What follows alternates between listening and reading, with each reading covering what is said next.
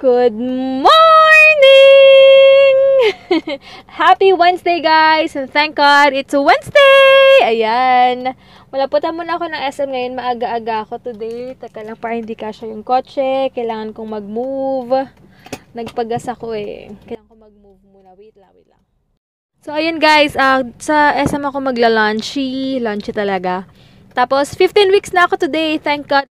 Yan guys, naglalakad na ako. Baka sa Kuya J na lang ako kumain kasi mas malapit. Dito ako ngayon sa Kuya J Resto. Ayan, in fairness, naubos ko naman yung kanin ko. Sana nga magtuloy-tuloy na tong gana ko sa pagkain. Sana talaga. Pinag-pray ko rin dahil ang hirap na rin.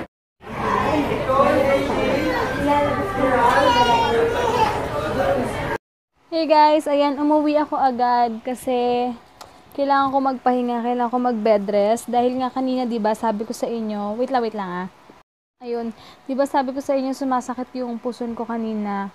So, binigyan ako ng doktor na pangpakapit for 7 days. Pero grabe, nagulat ako.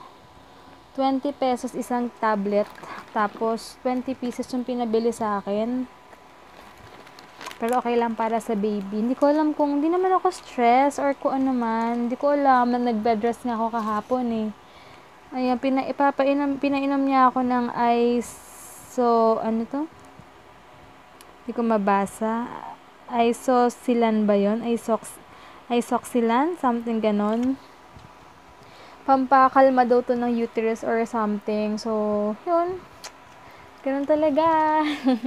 Pero naniniwala ako na si God pa rin may control. Siya bahala.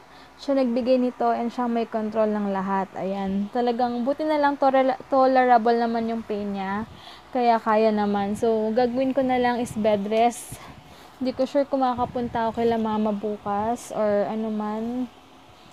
Wala. Pero kakain muna ako. Nagugutom ako. Pero naramdaman ko yung baby ko sa right lagi siya nakapwesto.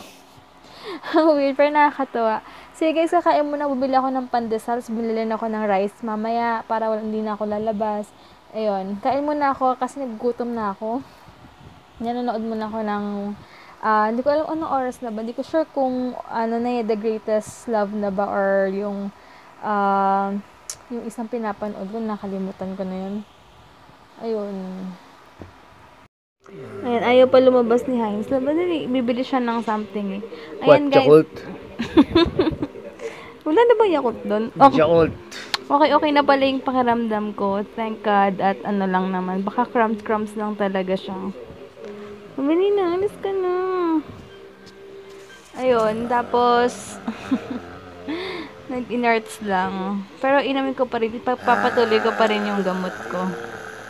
Dali na, Jill.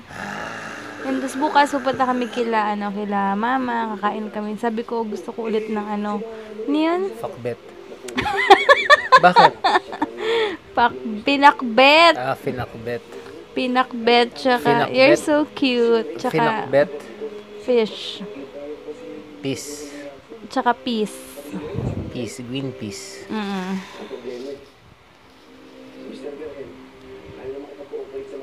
Sige guys, yun lang. Ano pa ba? Wala akong masyadong update ngayon kasi hindi masyadong maganda yung pakiramdam ko. Pero feeling better na. At least, 'di ba? Baka ano lang yun na nag-inerts sa baby namin. Pero nafe-feel ko siya kanina. Nag-swimming. Kasi pag may part na makakate, ganyan, sa chan mo, sa right or left, ibig sabihin parang gumagalaw-galaw siya. And sobrang happy ako dahil next week, 4 months na ako. Kaya, yun lang. And pasensya na guys, kahapon, di ako nakapag-vlog. Kasi alam niyo na, kapag di ako nakapag-vlog, ibig sabihin, pahinga ko yun. Tsaka wala rin naman ako masyadong gagawin or wala akong masyadong sasabihin kasi nga wala akong ikukwento dahil wala naman nangyari ngayong araw na to. Alam niyo yung ganong feeling. And sabi nung nurse kanina, nakausap ko, yung mga tumutubo sa akin, normal lang daw to. Okay na daw yung rashes kesa sa mga acne talaga. Kaya pasalamatan daw ko na rashes na may mga ganito daw talagang pero sana mawala na kasi minsan makate siya. Ayun. And inantay na lang namin yung magpahanggang wakas. May nagreklamo dito. Nagsa-cellphone lang ako. May kausap lang kasi ako. Nagkahulugan na. Laging ganyan, lagi mo hindi kino-close yung wallet ko, kaya yung mga bag ko puro barya. Yung san ko yan. Hindi yan extra SIM. Yan yung san ko dati, grabe. Paranoid. Kung kailan nag-asawa, naging paranoid. Ewan ko, shorts mo. Alam nyo tong lalaking to. Ewan ko kung bakit sa akin hinahanap yung mga gamit niya. Gagawin niya muna. Hahanap. Idadaldal niya muna bago niya hahanap. Tapos sa stress ako pag andito siya. Sitapon. Ano daw yung mga ganyan. Lahat gusto itapon. May sabon dito. Banyo Ganyan ba asawa nyo? Minsan nang iinis lang, gusto lang niya rin akong bisitin. Yung mga tsinyelas ko daw, pakalat-kalat.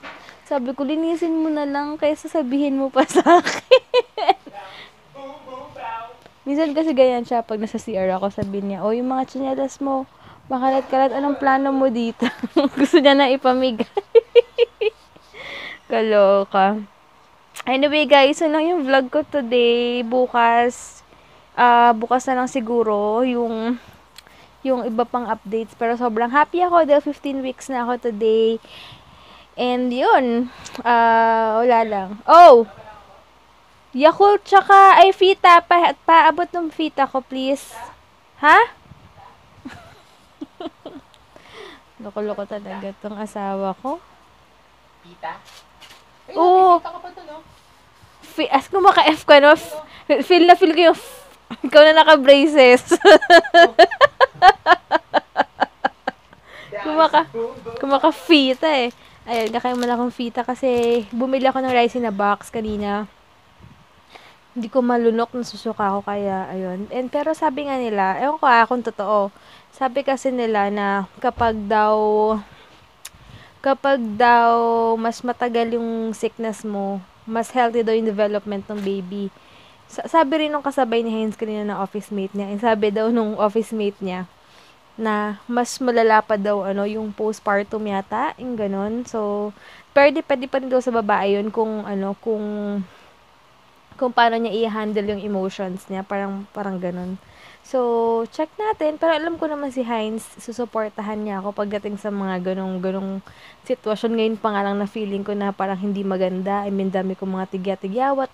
Pag sinasabi ko, Joel, ang dami kong rashes, ganyan ako sa kanya. Sabi niya, okay lang yan, mawawala rin yan. Napaka-positive, 'di ba? Kasi, alam niyo yun, parang minsan pa talagang sa mga hindi pa nabubuntis, guys, pag nabuntis kayo, iba talaga, iba yung feeling, iba yung hormones, gustong parang may magkamali lang sa'yo ng konti, gusto mong awayin, willing kang awayin, ang ganun, parang iba, tapos, ano pa siya, napaka-emotional mo naman na hindi maintindihan, tapos, parang feeling mo ang haggard-haggard mo, grabe, ibang-iba talaga. Pero masaya tong journey na to kasi minsan lang to. Kaya i-enjoy na imbis na magreklamo tayo. Kasi kung magreklamo tayo na magreklamo sa ganito, wala rin mangyayari. Tayo lang din may stress. Kawawa yung baby kasi na-adapt niya yung emotion natin. Kaya, ayun, ngayon, 15 weeks na ako. Sabi nila na de-develop na daw yung ears ng baby. So, kailangan na siyang start na kausapin. And, ayun, parinig-rinig ng mga instrumental. May sinasabi silang mga ganun. So, yun, startan ko na. Tsatsagain ko talaga. So, yun, good night, guys. Bukas na lang. Thank you so much for watching. Maraming salamat sa love and support nyo. And sa mga laging nanonood talaga yung nakasupport lagi sa amin. Maraming salamat sa inyo.